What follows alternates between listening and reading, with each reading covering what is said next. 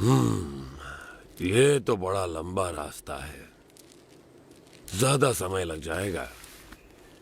यही एक भला चंगा रास्ता है जो तुम्हें सही सलामत पहुंचा सके। और कहीं इधर उधर भटकने गए तो हमेशा के लिए भटक जाओगे। किसी जंगली जानवर का शिकार हो जाओगे या भटकते भटकते ही मौत के मुंह में जा गिरोगे। हाँ, फिर तो हम इसी रास्ते से जाएंगे। हाँ भाई, क्या कहना है तुम्हारा? हाँ भाई, जान बचेगी तो ही तो बद्रीनाथ पहुंचेंगे। हाँ?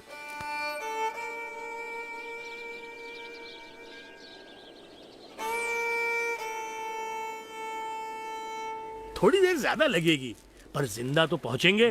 हाँ, सही समझे। हाँ भाई, सुरक्षित रास्ते से ही चलेंगे।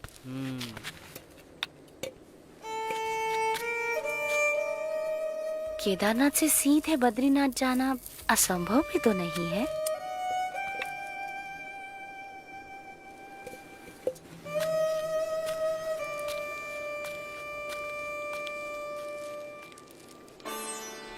केदारनाथ से सीधे बद्रीनाथ, एक ऐसा मार्ग जिससे गुजरने के बारे में कोई सामान्य मानवी तो सोच भी नहीं सकता था, जहां मानो मनुष्य जीवन का अस्तित्व ही नहीं था।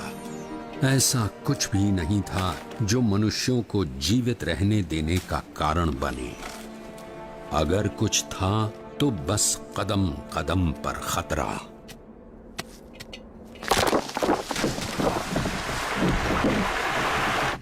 शून्य के नीचे का तापमान जो पानी को पीने के लायक भी नहीं छोड़ता था।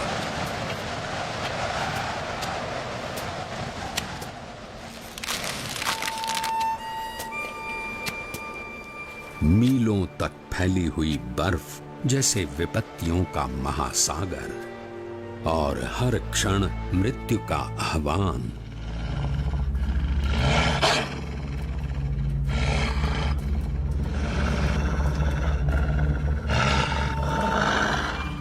पर केवल 11 वर्ष का एक बालक कृत निश्चयी था अपने ध्येय तक पहुंचने के लिए।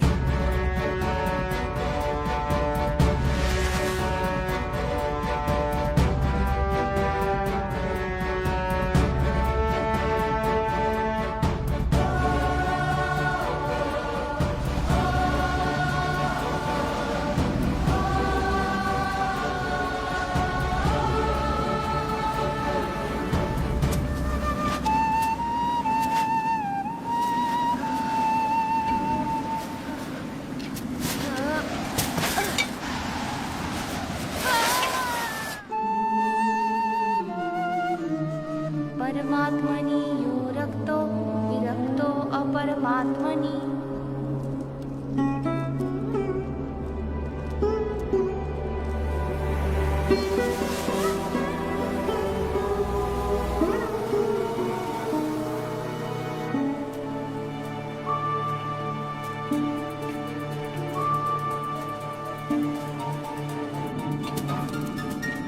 परमात्मनि यो रक्तो विरक्तो अपरमात्मनि।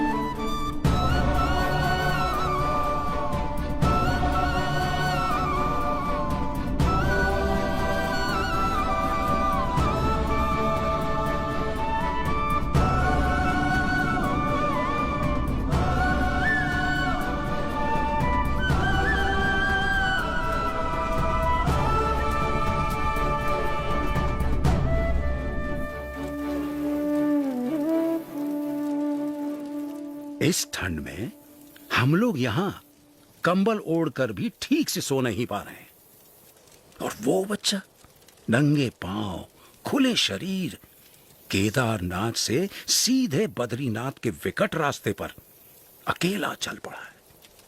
क्या हुआ होगा उसका?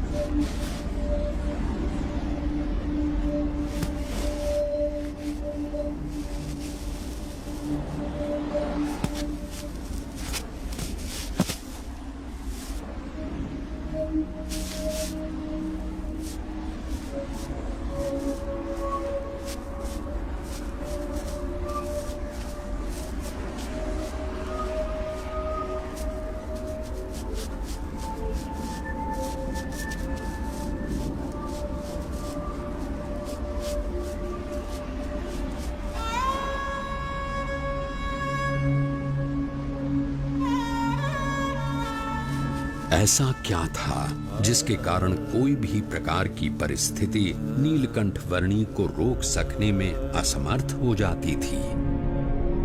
कभी हिम प्रपात तो कभी भयानक बारिश, अनजान और निर्जन रास्तों में जंगली जानवरों से आकस्मिक भेंट, अनजान रास्तों को समझकर पहाड़ियों और खाइयों के बीच में से भी रास्ता कर लेने की चुनौती, और आराम करने के लिए धरती का बिछौना और आकाश की चद्दर। नीलकंठ वर्णी की दृष्टि में ऐसा कुछ भी नहीं था जो इस मनुष्य शरीर से नहीं हो सकता था। देह भाव से पर और मनोभाव से पर नीलकंठ वर्णी की आध्यात्मिक स्थिति ही ऐसी थी जो किसी भी परिस्थिति से ऊपर उठकर उनकी कल्याण यात्रा को आगे बढ़ाए रखती थी।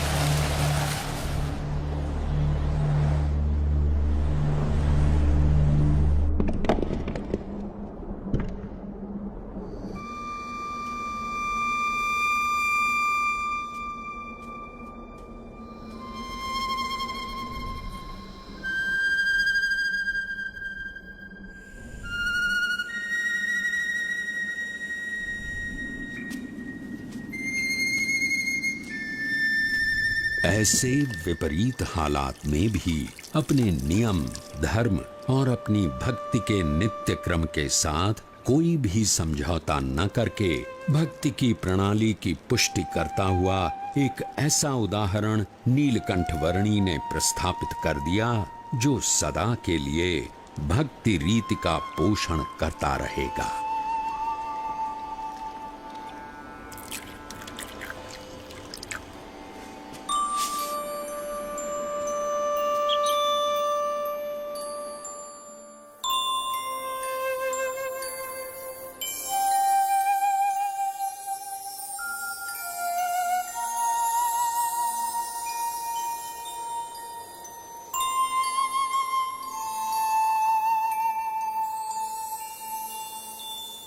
आज के समय में भी कई लोग साथ मिलकर बहुत सारी सुविधाओं के साथ जिसे पार करने के लिए हिचकिचाते हैं, वैसा केदारनाथ से सीधे बद्रीनाथ जाने का लगभग 75 किलोमीटर का मार्ग नीलकंठ वर्णी ने नंगे पांव, खुले शरीर, अकेले केवल 9 दिनों में पार कर लिया।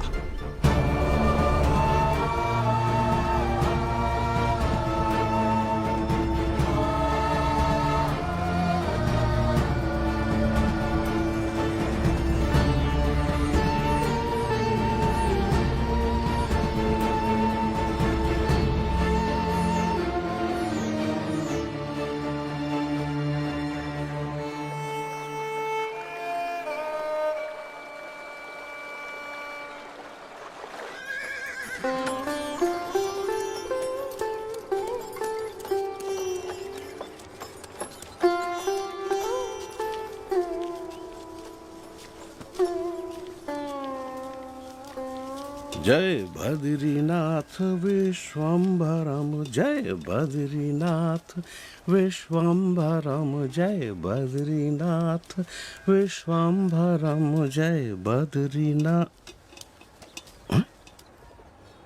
अरे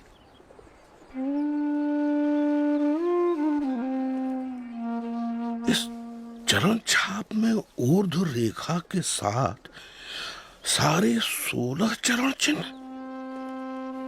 ये तो स्वयं परमात्मा के चरणों की छाप है। कहाँ है वो?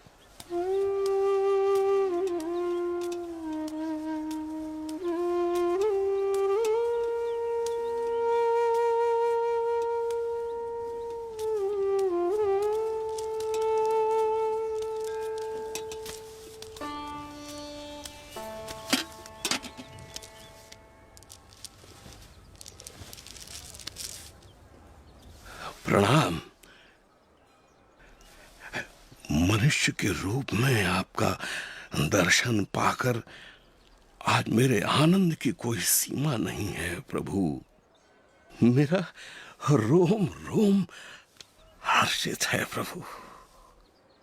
कहीं सुना है और शास्त्रों में पढ़ा भी है कि भगवान जब मनुष्य रूप धारण करते हैं तब उन्हें पहचानने का सौभाग्य बहुत भाग्यशाली को ही मिलता है। आज मेरे जन्मों जन्म के भाग्य खुल गए कि आपके प्रत्यक्ष दर्शन हो गए। आपने क्या नाम ग्रहण किया है प्रभु? मेरा नाम है नीलकंठ। नीलकंठ। आप कहां से आए हैं प्रभु? अनेर देश से। ऐसी तो कोई जगह का नाम मुझे याद नहीं। प्रभु मेरी समझ में आए उस तरह से बताइए। कहां से यात्रा आरंभ की, किन किन तीर्थ स्थानों को अपनी उपस्थिति से पावन किया, कहां ठहरे? मैंने आषाढ़ मास में अयोध्या से सरयू पार की और अमरापुर आया।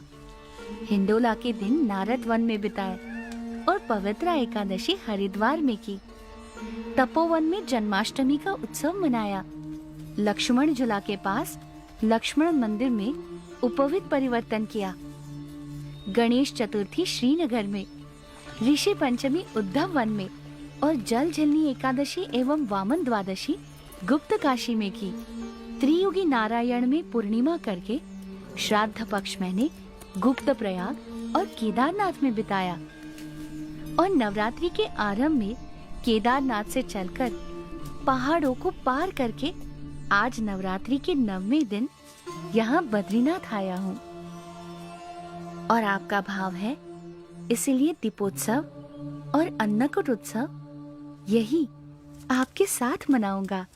अवश्य प्रभु।